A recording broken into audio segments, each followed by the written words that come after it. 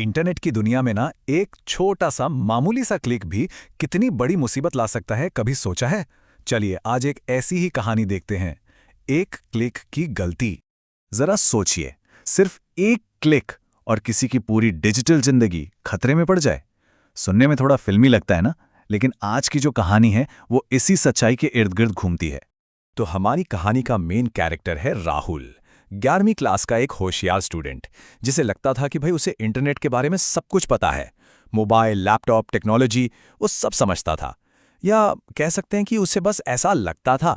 तो हुआ यूं कि एक शाम पढ़ाई वगैरह खत्म करके राहुल ने अपना लैपटॉप खोला, बस ऐसे ही ईमेल चेक करने के लिए। हम सब भी तो दिन में न जाने कितनी बार ऐसा करते हैं, पर राहुल के लिए यही वो पल था जब सब कुछ बदलने वाला था। उसके इनबॉक्स में भरी हुई ईमेल्स के बीच एक ईमेल था जो बिल्कुल अलग से चमक रहा था। उसकी सब्जेक्ट लाइन ही कुछ ऐसी थी कि उसे इग्नोर करना लगभग नामुमकिन था। ईमेल में साफ साफ लिखा था, बधाई हो, आपने 50,000 रुपए की स्कॉलरशिप जीती है। वेरीफाई करने के लिए यहां क्लिक करें। 50,000?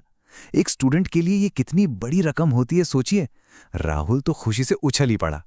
अब सवाल ये उठता है कि उसे शक क्यों नहीं हुआ। असल में राहुल के हाल ही में हुए ऑनलाइन एग्जाम में बहुत अच्छे नंबर आए थे, तो उसे लगा कि ये स्कॉलरशिप उसी की मेहनत का फल है। बस हैकर्स ने इसी भरोसे का फायदा उठा लिया। लेकिन बस यहीं एक पल रुककर सोचने की जरूरत थी। क्या ऐसा सच में हो सकता है? क्या स्कॉलरशिप की खबर इस तरह एक अनजान ईमेल से आती है? ये वो सवाल थे जो राहुल को खुद से पूछने चाहिए थे। पर स्कॉलरशिप जीतने के जोश में राहुल ने एक पल भी नहीं सोचा। उसने बस वही किया जो ईमेल में लिखा था। उसने लिंक पर क्लिक कर दिया, और बस यही वो एक क्लिक था जो उसे बहुत बहुत महंगा पड़ने वाला था। क्लिक करते ही एक वेबसाइट खुली जो देखने में हूबहू किसी सरकारी वेबसाइट जैसी लग रही थी। वहां एक फॉर्म था जिसमें ईमेल आईडी मांगी गई, पासवर्ड मांगा गया और हाँ, ओटीपी तक मांग लिया। मतलब अकाउंट की सारी चाबियां एक ही जगह पर। राहुल को लगा वेबसाइट तो असली है, और स्कॉलरशिप पाने की जल्दी में उसने बिना कुछ सोचे समझे अपनी सारी की सारी जानकारी उस फॉर्म में भर दी और सबमिट बटन दबा दिया, और बस गलती हो चुकी थी। और देखिए, इस गलती का नतीजा दिखने में जरा भी देर नहीं लगी। जैसे ही हैकर्स तक ये सारी जानकारी पहुंची, उन्होंने अपना खेल शुरू कर दिया। अब कंट्रोल राहुल के हाथ से निकल चुका था, और सब कुछ इतनी तेजी से हुआ कि कुछ ही मिनटों में राहुल के ईमेल से उसके दोस्तों, रिश्तेदारों को अजीब अजीब मैसेज जाने लगे।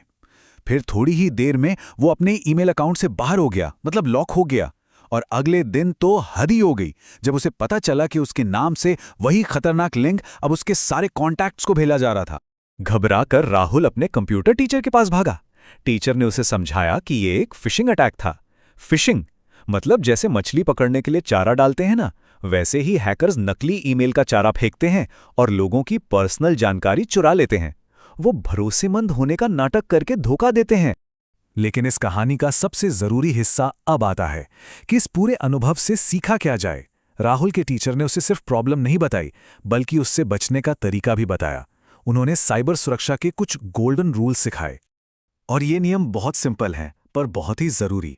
पहला, अनजान ईमेल के लिंक पर कभी क्लिक ना करें, चाहे वो कितना ही लोभावनीय क्यों ना लगे। दूसरा, अपना पासवर्ड या ओटीपी ये आपकी तिजोरी की चाबी है, इसे किसी के साथ शेयर ना करें। तीसरा, कोई भी जानकारी देने से पहले वेबसाइट का एड्रेस यानी यूआरएल 2 बार जरूर चेक करें।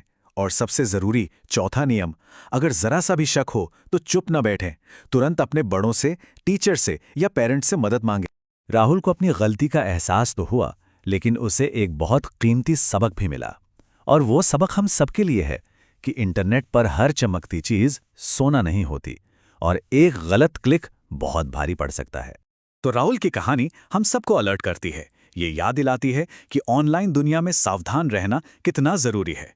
तो अब सवाल हम सबके लिए है, सोचिए, अगला क्लिक कहां होगा? क्या वो सेफ होगा?